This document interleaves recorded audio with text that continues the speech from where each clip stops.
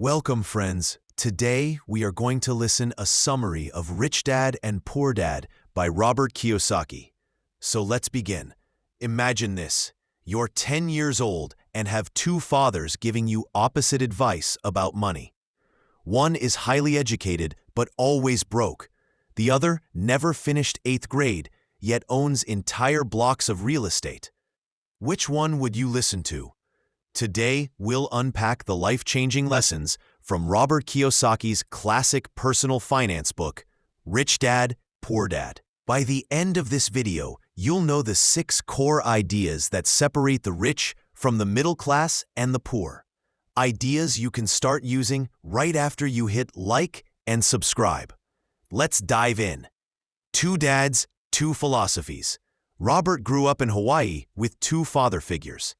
Poor Dad, his biological father, believed in security. Study hard, get good grades, land a safe job. Rich Dad, his best friend Mike's father, believed in freedom. Study how money works, build businesses. Let money work for you. Both men were honest, hardworking, and smart. Yet one spent his life chasing paychecks, while the other built wealth that lasted generations. Their opposite mindsets set the stage for every lesson in the book. Lesson 1. The rich don't work for money. Money works for them. Poor Dad told Robert to find a job. Rich Dad told him to build assets. When you trade time for a wage, you hit a ceiling. 24 hours per day. Assets, rental property, dividend stocks, a YouTube channel, earn even while you sleep. Ask yourself, if I stopped working today, how long would my current income keep flowing? If the answer is not at all, start shifting your effort from wages to assets. Lesson 2. Know the difference between assets and liabilities. An asset puts money in your pocket. A liability takes money out, period. That single definition changed Robert's life. A fancy car, a bigger house, the newest phone. If they pull cash out each month, they're liabilities, no matter what the bank or your neighbors call them. The rich spend their first dollars on assets, rental units, index funds, intellectual property, that then pay for life's luxuries. The poor and middle class buy luxuries first and hope there's something left to invest. Flip that script. Lesson 3. Mind your own business. You can keep your job, but build a business on the side. Rich Dad advised Robert to funnel job income into his asset column, not his expense column. Over time, that asset column becomes your real employer. Maybe you design an app, write an ebook, sell merch linked to this channel, whatever matches your skills. The goal is to move from employee to owner, from consuming to creating. Lesson 4. Use corporations and the tax code to your advantage. Employees earn, get taxed, then spend what's left. Owners earn inside a business, spend on legitimate expenses, and pay tax on what's left. The rich legally play by a different rulebook because they invested time learning the rules. Does that mean you need a lawyer tomorrow morning? Not necessarily. It means begin reading, watching, learning. Taxes are your single biggest lifetime expense. Treat understanding them like a side hustle. Lesson 5. The rich invent money. Opportunities are invisible to the financially illiterate. Robert's rich dad never said, "I can't afford it." He asked, "How can I afford it?" That question triggers creativity.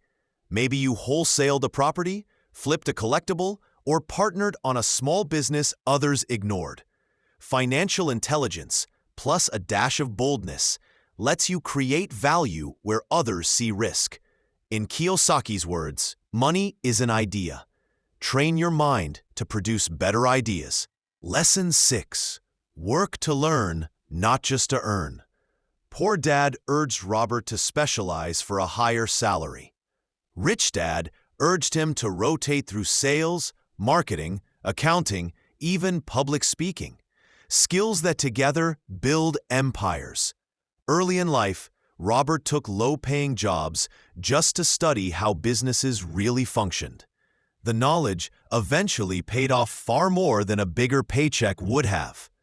Ask yourself, which new skill would multiply the value of everything I'm already good at? Then go get real-world reps, even if the money is modest at first. Quick recap: the cash flow pattern of the rich. 1. Earn active income.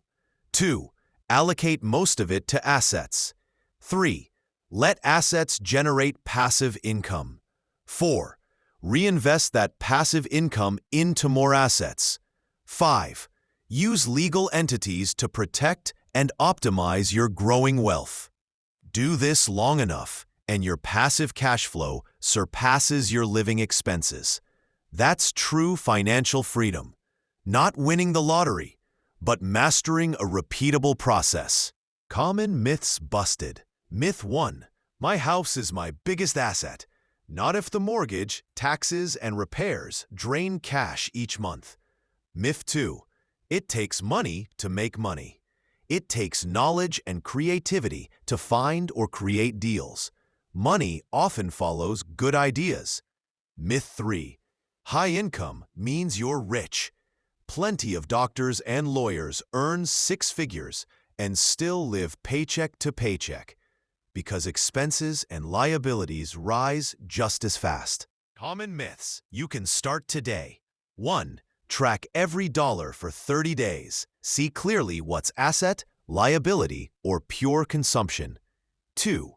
Read one beginner book on accounting or watch a free online course about financial statements. 3. Set aside a fixed percentage, say 10%, of every paycheck strictly for buying assets. Automate it. 4. Network with people who already invest in real estate, stocks, or digital assets. Your circle shapes your thinking. Commit to learning a high-leverage skill, sales, coding, video editing, that can increase both active and passive income streams. Robert Kiyosaki isn't saying school is useless or jobs are bad. He's saying traditional education ignores money, and jobs alone rarely build wealth. If you combine formal schooling with financial literacy, you get the best of both worlds, security and freedom.